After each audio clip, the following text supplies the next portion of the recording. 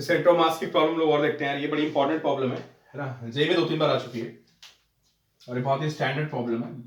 Standard problem से मतलब होता है कि आपको हर बुक में मिल जाएगी प्रॉब्लम, ठीक है, नीट में भी आई हुई, जेई में भी आई हुई है। ठीक, प्रोजेक्टाइल को फायर किया, यहां से देखो क्या है, प्रोजेक्टाइल को थीटा एंगल पे यू वेलोसिटी से फायर किया है, इसका मास m है। At the highest point of the trajectory, it explodes into two parts. ये explode हो गया, break हो गया basically. It breaks into two equal parts, m and m. They can be different. अभी मैं identical part ले रहा हूँ. Not m, m/2 and m/2. Highest point पे break हुआ है, ठीक है. यहाँ पे इसका मास m है.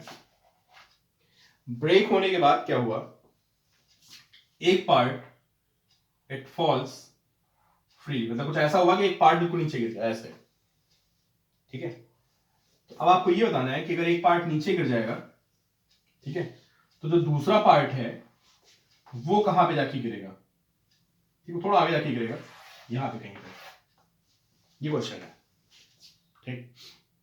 तो वीडियो पॉज करो, अपने आप को यार मोमेंटम कंजर्वेशन लगाओगे, मैंने आपको बता दिया, ठीक है, हिंट दे दी मैंने, फिगर आउट करिए इसको। रेंज के टर्म में आप कौन सा, इन टर्म्स ऑफ रेंज कितना आगे गिरेगा वो, ठीक है। तो देखिए भाई क्या हुआ, एंगल थीटा हाईएस्ट पॉइंट पे पहुंचने के बाद, देखिए अभी क्या है, इसके पास एक u cos थीटा है और एक इसके पास है u sin थीटा, ठीक है। आपको पता है कि u प्रोजेक्टाइल मोशन में जो हॉरिजॉन्टल वेलोसिटी कभी चेंज नहीं करती है, वो हमेशा सेम रहती है।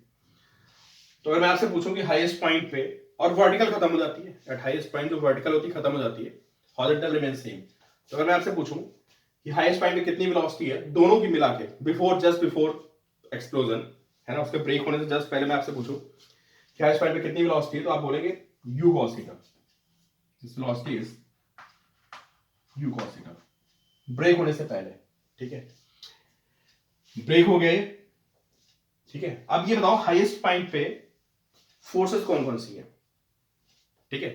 Only force is gravity force which is in downward direction, ठीक है। क्या हॉरिजॉन्टल पे कोई फोर्स है, there is no force along horizontal direction, ठीक। तो हॉरिजॉन्टल में हमारा मोमेंटम क्या रहेगा, जो हमारा मोमेंटम है वो कंजर्व रहेगा, because there is no horizontal force, ठीक है। तो देखो क्या होता है, बिफोर कोलिजन देखते हैं मोमेंटम कितना है, m u cos theta, this is velocity. After collision एक पार्टिकल तो गिर गया ऐसे ही, जिसका मास m/2 है, इट फॉल्स फ्रीली, और अगर ये नीचे गिर चुका है, ऐसे फॉल कर रहा है, तो इट मींस इसकी हॉरिजॉन्टल वेलोसिटी खत्म हो चुकी है, ठीक है। तो इसको momentum is 0 and plus m/2 into v, और यहां से पता चलेगा कि v is twice of u cos theta, मतलब जो दूसरा पार्टिकल है उसकी वेलोसिटी कितनी होगी, उसकी वेलोसिटी 2u cos थीटा। अब देखो, अगर ये पूरा सिस्टम, और आपको पता है कि टाइम ऑफ फ्लाइट में सिर्फ हाइट का रोल होता है ना, टाइम ऑफ फ्लाइट में हाइट का रोल होता है, ठीक है। अब देखते हैं कि अगर ये पूरा कंबाइंड मास 1 होता तो कहां गिरता ये, तो ये यहां से जाके आगे गिरता r/2 डिस्टेंस पे, ठीक है। अभी क्या हुआ, एक तो रुक गया, वो नीचे गिर गया, अगले की वेलोसिटी डबल हो गई, समझे। तो जब वेलोसिटी u cos थीटा थी तो ये यहां से r/2 पे जाके गिरता। अब वेलोसिटी कितनी हो गई, अब वेलोसिटी हुई 2u cos थीटा, वेलोसिटी हुई 2u cos थीटा। तो अगर वेलोसिटी डबल हो गई है, टाइम देखो आपको पता होना चाहिए कि अगर मैं किसी ऑब्जेक्ट को हॉरिजॉन्टली फेंकता हूं ऐसे, है ना, कितनी भी कम स्पीड हो, कितनी भी ज्यादा हो, हॉरिजॉन्टल का टाइम आपने पढ़ा था कि टाइम ऑफ फ्लाइट जो होता है दैट इज √2h/g, ये आपको याद होना चाहिए, ठीक है। आप इसकी वेलोसिटी u कर लो, 2u कर लो, कुछ भी कर लो, ठीक है। अगर ये हाइट h है और हॉरिजॉन्टली फेंका है तो time of flight remains same, ठीक है। तो मेरा कहने का मतलब ये कि अगर पूरा एक साथ चल रहा होता तो जितना टाइम इसको यहां से गिरने में लगता है ना, उतना ही टाइम इस अकेले को लगेगा m/2 को, जिसकी वेलोसिटी 2u cos थीटा है, क्योंकि हाइट क्या सेम है। तो डिफरेंस क्या हुआ है, डिफरेंस ये हो गया कि इसकी वेलोसिटी ट्वाइस हो गई है, तो ये r/2 नहीं जाएगा, ये पता कितना जाएगा यहां से, ये यहां से r जाएगा, क्योंकि इसकी वेलोसिटी की डबल, पहले इसको जाना था यहां तक, वेलोसिटी डबल हो गई, तो ये जाके यहां पे लैंड करेगा और यहां से अगर आपको आंसर देना है फ्रॉम दिस पॉइंट, तो r/2 plus r/2 plus r/2, तो it will strike eight 3r/2, ये 3r/2 पे जाके रुकेगा।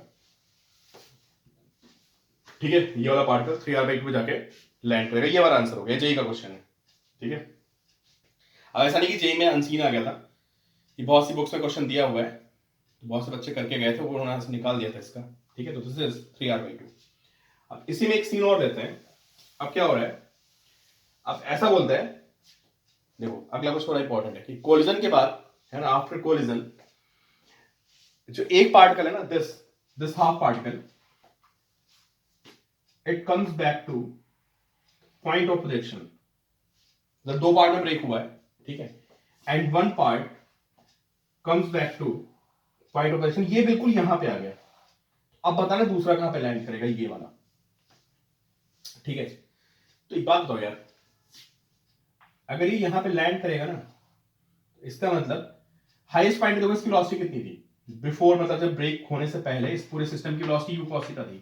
अब ये ब्रेक हो गया और ये बिल्कुल उसी पाथ को रिट्रेस करके आ गया यहां पे, तो पता है इसका मतलब इस पार्टिकल की वेलोसिटी, देखो पहले एक पार्टिकल था with velocity u cos theta at the highest point of mass m, and after collision ये दो पार्टिकल्स हो गए ऐसे, और ये वाला अपने पाथ को बिल्कुल रिट्रेस करता हुआ वापस आ चुका है। इसका मतलब इसकी वेलोसिटी अब यहां पे पीछे की तरफ u cos थीटा होगी। भाई आगे की तरफ u cos थीटा होती है अगर, तो ये जाके यहां गिरता। अब अगर पीछे आके यहां गिर रहा है तो इसकी वेलोसिटी u cos थीटा होगी पीछे की तरफ। सिमेट्री से मैंने बोल दिया। ठीक है, तो इसकी वेलोसिटी कितनी होगी ये मुझे पता करना है। लगाते हैं momentum conservation along horizontal direction. पहले कितना मोमेंटम है, बस pf mu cos theta along horizontal direction, ये पीछे की तरफ है। मैं फाइनल मोमेंटम लिख रहा हूं, this is minus mu cos theta पीछे की तरफ होने की वजह से, and plus this is m/2 sorry, and इसका मोमेंटम होगा प्लस m/2 इंटू v। ठीक है, यहां से आप सॉल्व करोगे तो आपको मिलेगा, ये कितना आएगा भाई, इधर जाएगा 3mu/2 cos theta and 3v cos theta आ जाएगा। समझे, v की जो वैल्यू आएगी solving, you will get 3u cos theta. तो समझ गए, अगला पार्टिकल है उसकी वेलोसिटी कितनी हो गई, अब अगले पार्टिकल की वेलोसिटी हो गई है 3u cos थीटा। तो अगर u cos थीटा होती तो ये यहां से r/2 पे गिरता।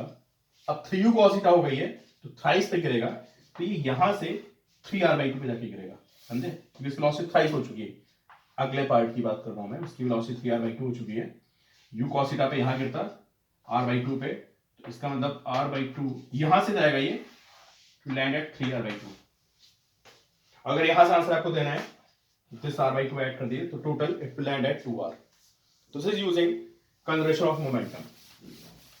ठीक है, इसको करने के हमारे पास एक और अप्रोच है, सेंटर ऑफ मास की अप्रोच देखते हैं। पहले क्वेश्चन को कर लेते हैं, है ना। ये यहां पे एक्सप्लोड हो गया। ठीक है, अब आप ये बताओ इस पूरे सिस्टम पे, यहां पे तो एक बॉल थी, यहां पे दो पार्ट हो गए। ठीक है, क्या इस पूरे सिस्टम पे हॉरिजॉन्टल डायरेक्शन में कोई एक्सटर्नल फोर्स है? भाई ग्रेविटी नीचे है, एयर ड्रैग को इग्नोर मार देता, तो there is no horizontal force.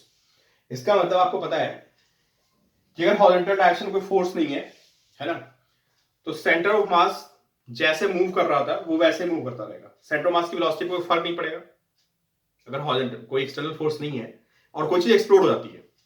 For example जैसे मैं प्रोजेक्टाइल को फायर करूं और ये रास्ते में जाके अपने 4-5 टुकड़ों में टूट जाए, ऐसे फ्रैगमेंट्स बन जाए, और मैं सारे फ्रैगमेंट्स का अगर मैं सेंटर ऑफ मास देखूंगा तो सेंटर ऑफ मास उसी डायरेक्शन में मूव कर रहा होगा। समझे, सेंटर ऑफ मास की पोजीशन पे कोई फर्क नहीं पड़ने वाला है। ठीक है, खैर यहां पे आता है, ये एक अलग क्वेश्चन हो गया। ठीक है, कि प्रोजेक्टाइल में अगर किसी पॉइंट पे एक्सप्लोजन हो गया और वो पार्ट कई टुकड़ों में ब्रेक हो गया तो सेंटर ऑफ मास उसका ऐसे मूव करता रहेगा। ठीक है, तो अब ये बताओ आप,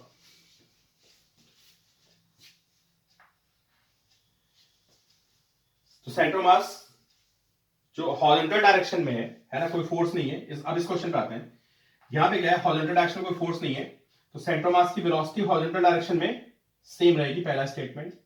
तो जहां उसको गिरना था ना सेंटर ऑफ मास को, वो वहीं गिरेगा, वो भले उसके टुकड़े हो जाए। तो उसको कहां गिरना था वो, अगर ये फ्रैगमेंट पूरा होता तो उसको आर पे गिरना था। मतलब पूरे सिस्टम का सेंटर ऑफ मास यहां पे लैंड करना चाहिए था। ठीक है, अब क्या हुआ, एक तो एक्सप्लोड होकर यहीं गिर गया, उसका अगला कहाँ पे जाएगा? अब मुझे पता है कि अगला कहीं भी जाए, कहीं आगे जाके गिरेगा, ठीक है, there is no force in horizontal direction, centre of mass की पोजीशन चेंज नहीं होगी, वो कहीं भी लैंड करे लेकिन सेंटर ऑफ मास यहीं पे रहेगा पूरे सिस्टम का, ठीक है। तो एक पार्टिकल तो यहां गिर गया और एक पार्टिकल यहां गिर गया,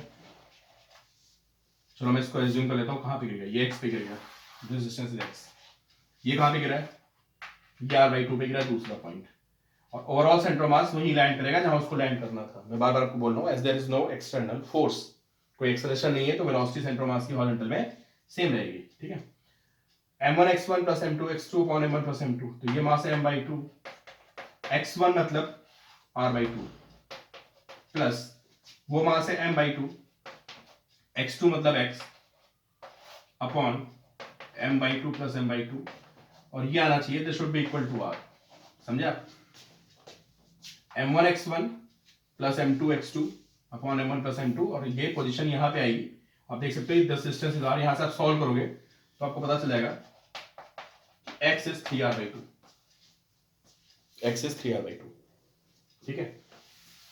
अब वो जो मैंने आपको सेकंड क्वेश्चन कराया है कि अगर ये अपने पाथ को रिट्रेस करके वापस आ जाता है यहाँ पे, तो सेंटर मास कहाँ पे लैंड करेगा? सेंटर मास अभी भी वहीं जाएगा जहाँ पे जा रहा था, फिर वही बात बार बार बोल रहा हूँ कि एक्सटर्नल फोर्स 0 है, तो सेंटर मास पे कोई एक्सेलरेशन नहीं है, इसमें कोई वेलोसिटी नहीं है, तो उसको वहीं लैंड करना है जहाँ पे उसको लैंड करना था, तो सेंटर मास तो यहीं पे रहेगा, एक फ्रेगमेंट यहाँ पे आ गया और एक फ्रेगमेंट x वहां चला गया, ठीक है। चलो लिखते हैं सेंटर मास, एक फ्रेगमेंट यहाँ पे आ गया तो m/2 इंटू 0, एक फ्रेगमेंट वहां पे गिरा है तो m/2 into x upon m/2 plus m/2, और सारे का सेंटर मास यहीं पे रहेगा, and this is equal to r, इसको मैं r इक्वल कर देता हूं, तो यहां से आपको समझ में आएगा कि x is equal to 2r, ठीक है। तो सेंटर मास से भी कर सकते हो आप कि x में सेंटर मास की पोजीशन चेंज नहीं होगी, या ठीक है, या हाईएस्ट पॉइंट को उसको एक्सप्लोर कर दीजिए और मोमेंटम कंजर्व करा के इस क्वेश्चन को आप सॉल्व कर सकते हैं, ठीक है। अच्छा क्वेश्चन था, ध्यान रखिएगा।